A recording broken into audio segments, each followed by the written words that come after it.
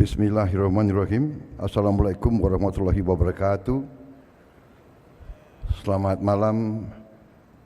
Shalom, Om Swastiastu, Namo Buddhaya, Rahayu Rahayu. Saudara-saudara yang saya hormati, Ketua Majelis Permusyawaratan Rakyat Republik Indonesia, Saudara Ahmad Muzani, Ketua Dewan Perwakilan Daerah Republik Indonesia, Saudara Sultan Najamuddin, Ketua Mahkamah Agung Republik Indonesia Profesor Dr. Sunarto,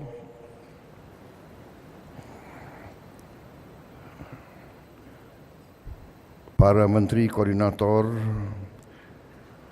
para Menteri, Ketua Dewan Ekonomi Nasional, para Wakil Menteri Kabinet Merah Putih yang hadir yang saya hormati,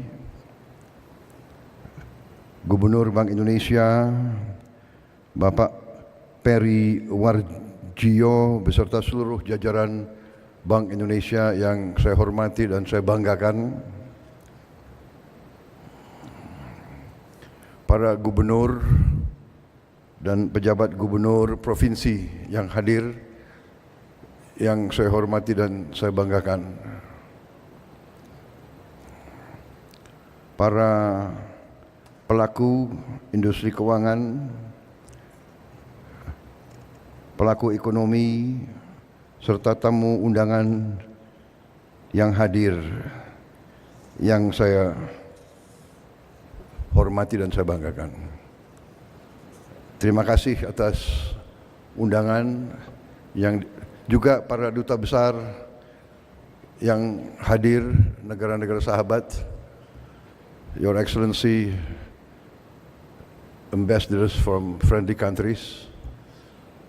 I see our good brother from the United Arab Emirates. I just came from Abu Dhabi. Thank you very much. Saudara-saudara sekalian, terima kasih atas undangan ini. Saya diundang walaupun secara mendadak. Memang kita harus siap didadak setiap saat. Kehormatan besar saya diminta bicara di rapat tahunan Bank Indonesia, dan saya sangat senang, sangat gembira dengan tema yang diangkat, yaitu sinergi, ya.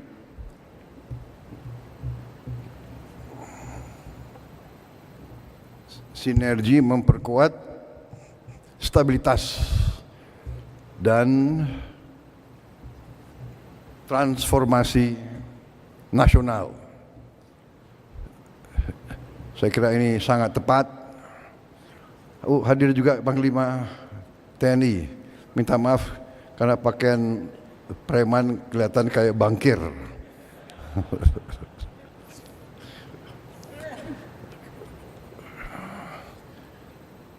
Kapolri hadir nggak, Kapolri? Oh, Kapolri. Waduh.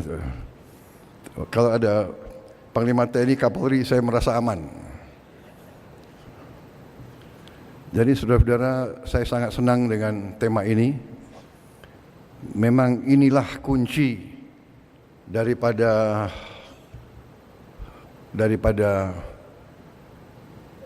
kebangkitan suatu bangsa, ya, sinergi,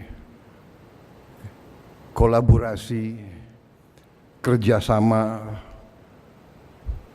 persatuan, kerukunan. Ini adalah rumus keberhasilan suatu bangsa. Ini adalah hasil dari sejarah. Hanya negara yang elitnya bisa rukun dan bersatu, yang elitnya bisa kerjasama, negara itu akan bangkit.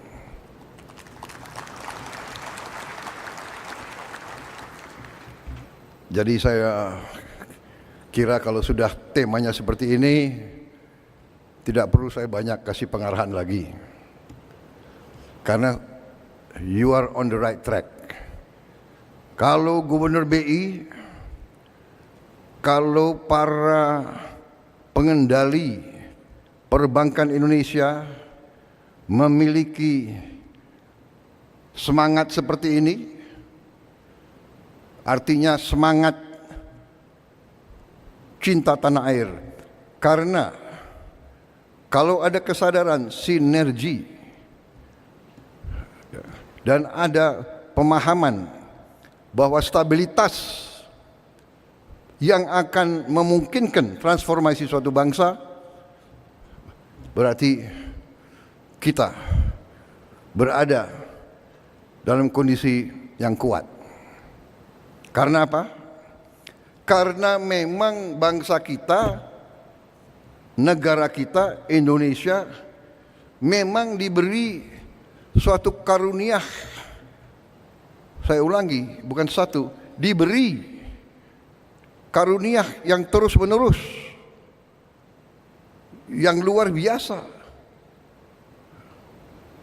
Saya baru saja pulang dari suatu lawatan cukup lama dan cukup intensif, 16 hari. Kalau dipotong perjalanan bisa dikatakan total perjalanan ya mungkin 48 jam lebih. Dan saya hadir untuk pertama kali dalam KTT APEC, menemui pelaku-pelaku ekonomi, pemimpin-pemimpin ekonomi Asia Pasifik, tapi hadir juga banyak undangan dari tempat lain, hadir juga pelaku-pelaku ekonomi dari kawasan lain, kemudian di G20, tapi hadir juga selain negara G20, begitu banyak negara-negara lain. Saya jumpa di situ juga pimpinan Bank Dunia dan pimpinan blok-blok ekonomi. Hampir seluruh konsensus melihat bahwa memang Indonesia dalam posisi yang sungguh sangat menguntungkan. Dari segi sumber daya, kita memiliki hampir semua elemen yang diperlukan untuk sebuah negara maju. Hampir semua elemen, mineral, tanaman, kekayaan laut yang dibutuhkan untuk Indonesia menjadi negara yang maju. Dan hampir sudah menjadi konsensus pakar-pakar ekonomi dan pakar-pakar geopolitik dunia bahwa Indonesia memang menjelang 2045 akan menjadi negara yang maju. Bahkan disebut negara keempat, kelima, ketujuh dunia.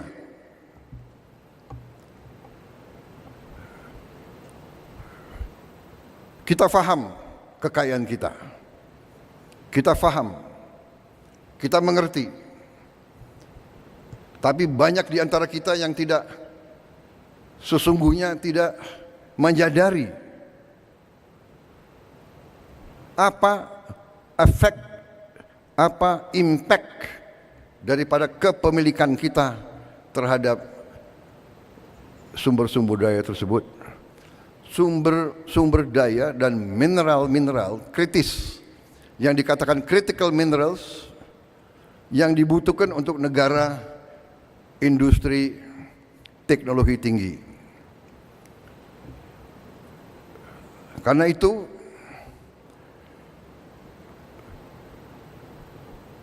pelaku-pelaku perbankan, terutama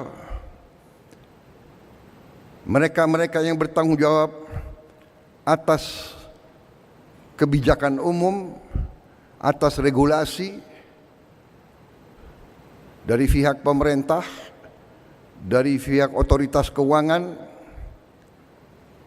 memainkan peran yang sangat penting.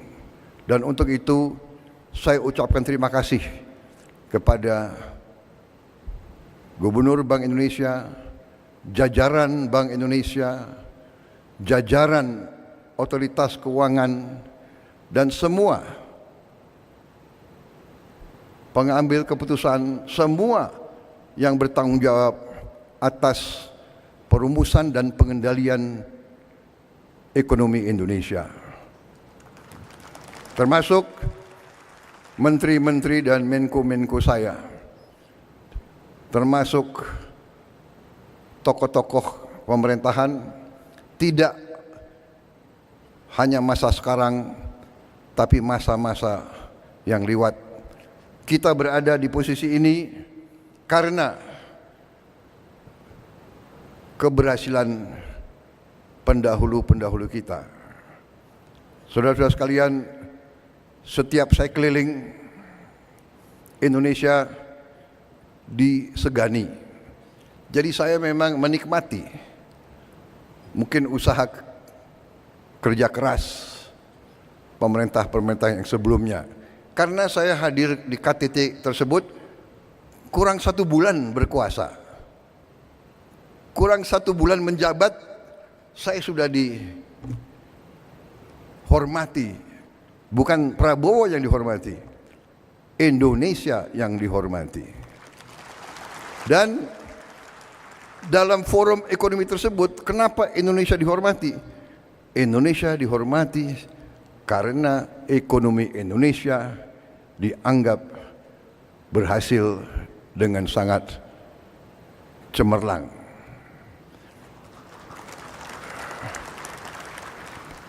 Jangan terlalu sering tepuk tangan. Kampanye sudah selesai. Jadi saudara-saudara, benar, ini serius. Saya tuh merasa sampai karena mereka begitu melihat ke Indonesia, negara-negara Amerika Latin, negara-negara Afrika, semua sekarang minta diundang ke Indonesia. Bulan Januari Presiden Angola minta ke Indonesia. Bulan Februari Presiden Kongo, Democratic Republic of Congo, Felix Tshisekedi, temannya Pak Luhut, minta ke sini. Begitu Pak, pemimpin Tanzania, dan yang saya sudah ketemu waktu di Brazil. Apa poin saya? Poin saya adalah kita harus bersyukur bahwa pengendalian ekonomi kita harus diakui selama ini cukup prudent, cukup bijak, cukup tertib, dan cukup aman. Saudara-saudara sekalian, kita perlu bangga negara kita, negara developing, negara yang sedang membangun, jumlah penduduk keempat terbesar di dunia, luas wilayah sangat luas, dengan segala macam masalah, suku-suku yang berbeda-beda, agama yang berbeda-beda, masalah yang berbeda-beda. Kita dapat membawa bangsa kita sampai ke sekarang, inflasi yang sangat rendah, pertumbuhan di atas rata-rata dunia. Saya bangga kenapa?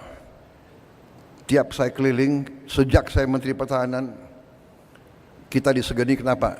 Negara sebesar kita, negara yang sedang membangun, kita terkenal tidak pernah default. Banyak negara yang seperti kita, defaultnya ada yang 5 kali, 10 kali, ada yang 13 kali default. Negara yang termasuk industri yang maju, teknologi yang maju, inflasinya pun di atas 60%.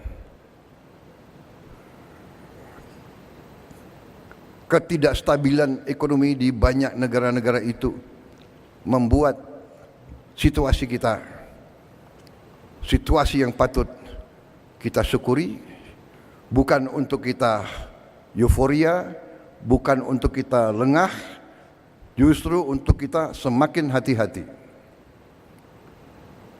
Indonesia berada dalam posisi yang perlu kita jaga bersama, karena kondisi geopolitik dunia sedang dalam keadaan yang cukup peka dan cukup bisa dikatakan penuh ketidakpastian. Tapi kalau kita lihat perkembangan akhir-akhir ini, memang ada peningkatan ketegangan di Ukraina, tetapi banyak pengamat, banyak pemikir menilai bahwa dengan pemilihan presiden Amerika yang baru, kemungkinan bisa terjadi terobosan-terobosan yang positif. Di Timur Tengah pun, dengan adanya gencatan senjata di Lebanon, membawa ke arah yang lebih positif. Kita berharap akan ada terobosan-terobosan juga di Gaza. Situasi penuh ketidakpastian ini mengharuskan kita untuk selalu waspada, selalu hati-hati. Tapi saya bersyukur bahwa suasana secara garis besar di Republik Indonesia ini cukup tenang dan cukup kondusif. Baru saja kita selesai pilkada kabupaten dan provinsi di seluruh Indonesia, puluhan provinsi, ratusan kabupaten kota. Syukur alhamdulillah berjalan dengan tenang, dengan damai. Untuk itu juga saya ucapkan terima kasih kepada semua pihak yang telah bekerja keras. Dan ini menandakan terjadi suatu kematangan, terjadi suatu proses pendewasaan dalam bermasyarakat, bernegara, berpolitik, bahwa pergantian politik, pergantian kepala daerah itu menjadi hal yang biasa, bahwa kita bisa ganti pemimpin dengan damai melalui kotak suara. Walaupun mungkin kita belum puas, harus kita perbaiki, benar. Tetapi terjadi menurut pendapat saya dan keyakinan saya suatu proses pendewasaan. Yang menang biasa-biasa saja, jangan euforia. Yang kalah biasa-biasa saja. Yang penting kalau menang bekerja untuk seluruhnya, kalau kalah mendukung yang menang untuk seluruhnya, untuk seluruh rakyat Indonesia. Saya kira itu pesan yang ingin saya sampaikan kepada masyarakat keuangan. Anda memainkan peran yang penting. Anda mengelola uang rakyat Indonesia. Kita harus jaga uang rakyat. Kita harus bijak. Kita harus bertanggung jawab. Karena ini adalah darah dan keringat rakyat Indonesia. Darah dan keringat ratusan juta rakyat Indonesia yang bekerja sangat keras. Dan kita di ibu kota ini sekarang, di tempat yang baik ini sekarang, kita adalah penerima amanah. Kita adalah penerima mandat. Semua kami di bidang politik adalah penerima mandat politik. Saudara-saudara di lembaga-lembaga keuangan adalah penerima mandat perekonomian. Saudara-saudara memegang kekayaan rakyat Indonesia. Saudara-saudara diberi kepercayaan, trust, credibility, itu adalah di pundak saudara-saudara. Tugas dan tanggung jawab saudara tidak ringan.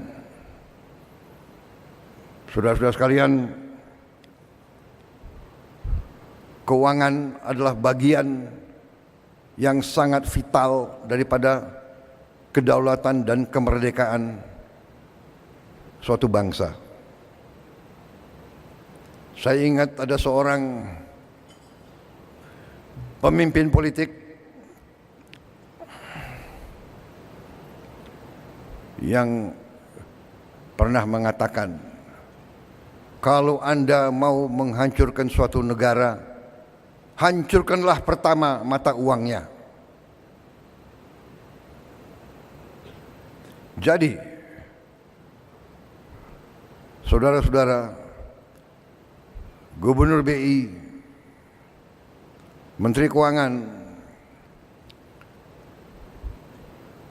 Ketua OJK, semua pelaku keuangan, tugas dan tanggung jawab saudara tidak ringan. Kalau pakai ilmu tentara, mungkin saudara-saudara adalah jenderal-jenderal bintang 4. Kedaulatan dan kemerdekaan bangsa Indonesia, saudara berada di garis paling depan. Saya ingat itu, dan itu memang kita waspadai. Saudara-saudara sekalian, fundamental kita kuat. Sumber-sumber daya kita kuat, kekayaan kita kuat, kekayaan kita banyak. Masalahnya bagi bangsa yang kekayaannya banyak, elitnya suka lengah. Itu dikatakan, ya, the curse of a resource-rich nation. Ada curse.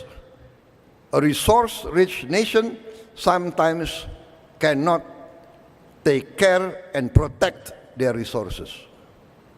Kemudian terjadi sikap complacent, sikap puas diri, sikap lengah. Dengan kelengahan, dengan ketidakwaspadaan,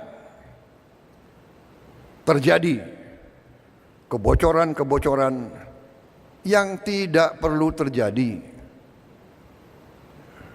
Saudara-saudara sekalian, saya kira secara garis besar itu yang ingin saya sampaikan. Tugas